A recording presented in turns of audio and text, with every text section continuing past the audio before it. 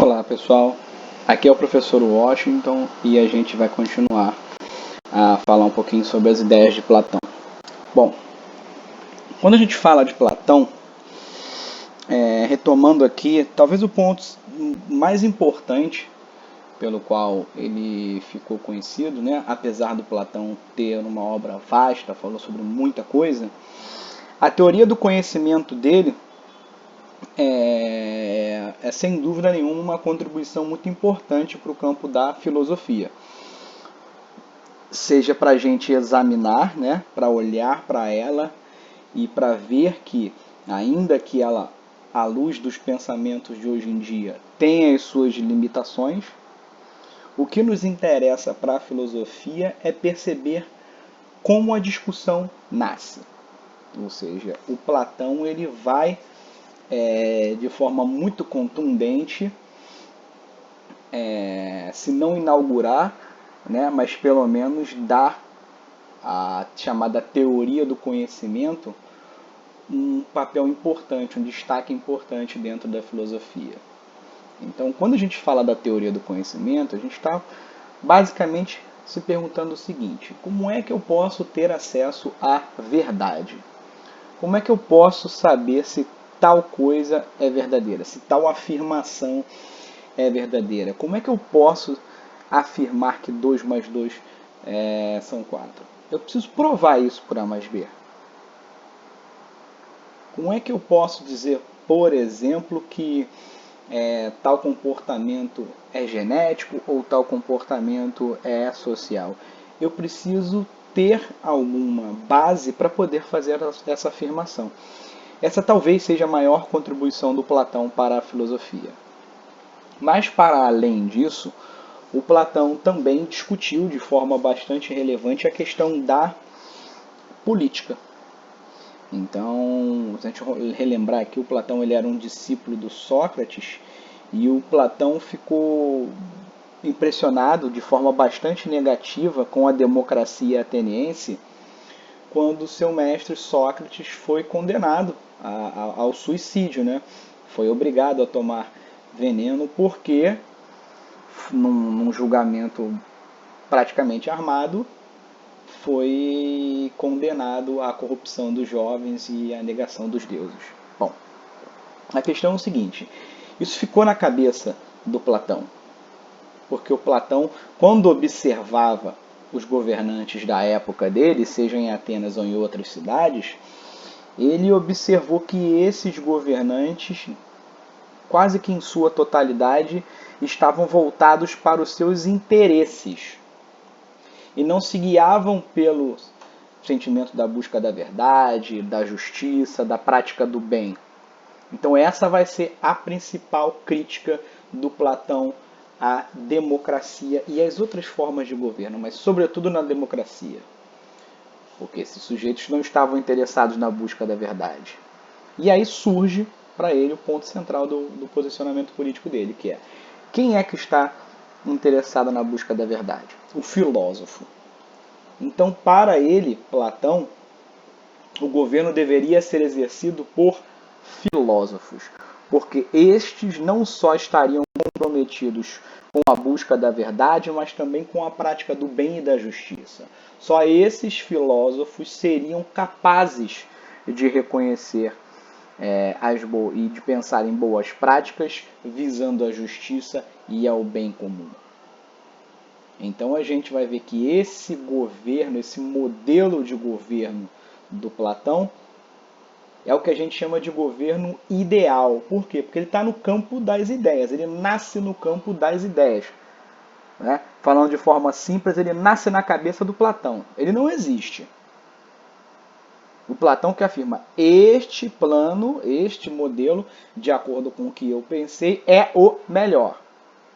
Então ele não tirou da experiência, ele não comparou, por exemplo, não fez uma pesquisa para dizer, olha, tal forma de governo é melhor ou pior ou qualquer coisa do tipo. Ele não fez isso, ele imaginou uma forma que seria, no pensamento dele, a melhor. Por isso que é um modelo de governo ideal, está no campo das ideias.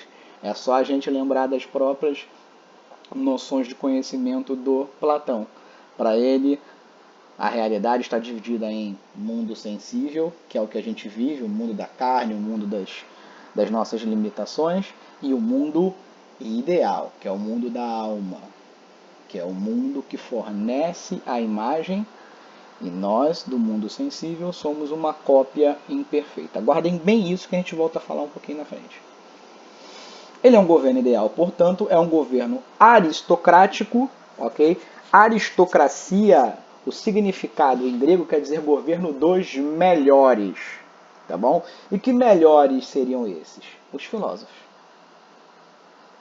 Então, não é todo mundo que vai governar. É só uma elite intelectual, os filósofos no caso. E é baseado na razão, ou seja, num pensamento racional que visa o bem comum e a busca da verdade, do bem e da justiça. Bom, esse Estado, ou seja, essa organização política, ela deve sempre, sempre, sempre buscar a justiça. Esse é o objetivo final do Estado, buscar a justiça. O Estado, para o Platão, deve ser pensado como um corpo, que tem os seus diferentes membros, com as suas diferentes funções. No entanto, se todos os membros cumprem a sua função, o corpo funciona bem. Então temos um bom funcionamento. Se algum dos membros não cumpre a sua função, nós temos um mau funcionamento. Então pensem, por exemplo, em uma perna quebrada, um braço quebrado, um olho. Isso, para o Platão, limita o funcionamento do corpo todo, ok?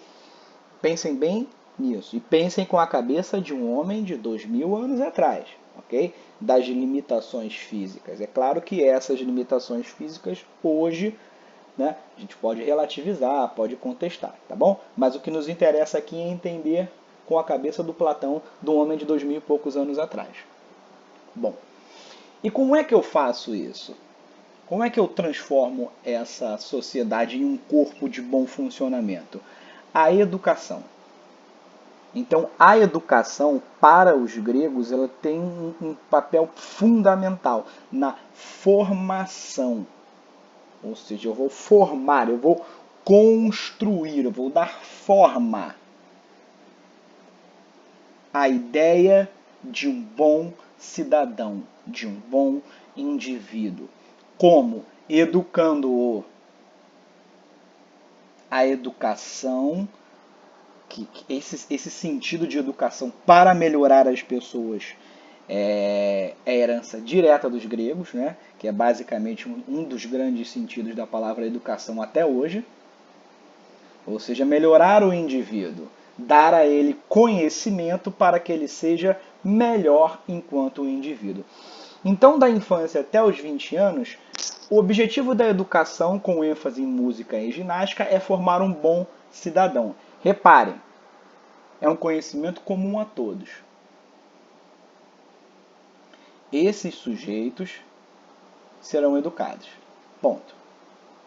Entre os 20 anos e os 35, aqueles que seriam dados à prática da filosofia, a gente já vai ver como é que o Platão sugere essa descoberta, a esses dados à prática da filosofia se tornarão filósofos. E a partir dos 35,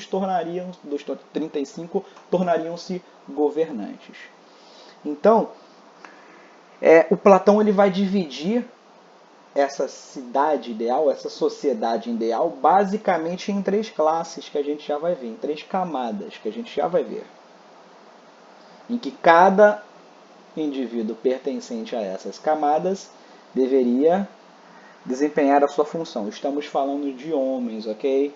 As mulheres na sociedade ateniense são mulheres que ficam, em geral, principalmente as classes mais abastadas, as mais ricas, ficam dentro de casa, ok? Das classes mais baixas, não.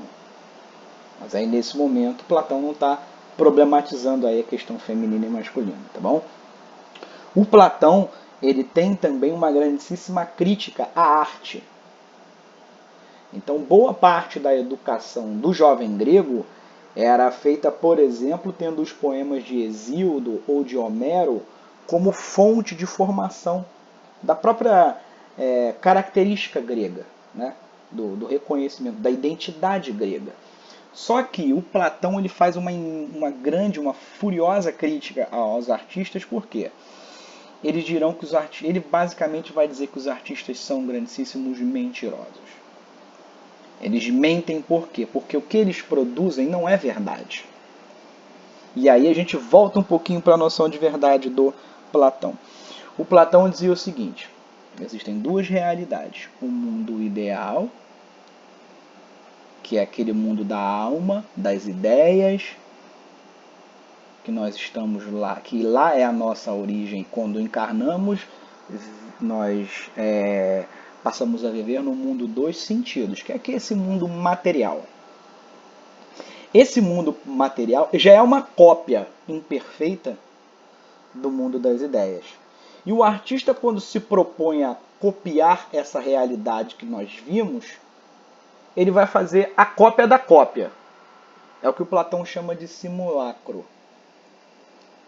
O Platão basicamente vai... Um exemplo simples. Quando um marceneiro, um carpinteiro, faz uma cadeira, se a gente levar em consideração a ideia do Platão, a cadeira é uma cópia da ideia de cadeira que existe no mundo das ideias. Ela tem uma função, a cadeira. Só que quando um pintor pinta num quadro uma cadeira, é a cópia da cópia. E aquela obra de arte ali não tem função nenhuma, porque não serve para nada, não serve para sentar tal qual a cadeira é feita. Então os poemas, a poesia, a arte dramática, para o Platão, aquilo dali não tem função pedagógica, porque no limite não é uma verdade, é um simulacro, é uma mentira, é a cópia da cópia.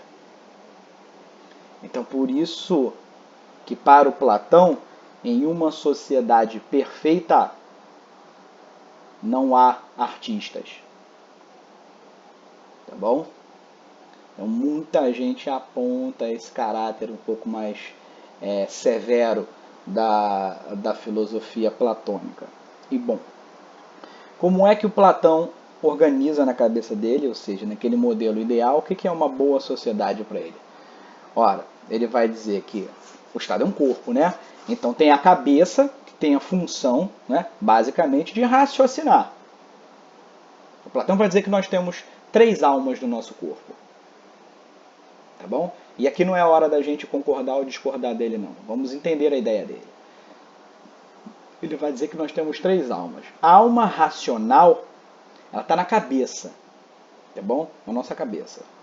E a principal virtude é a sabedoria, é a inteligência. E a essa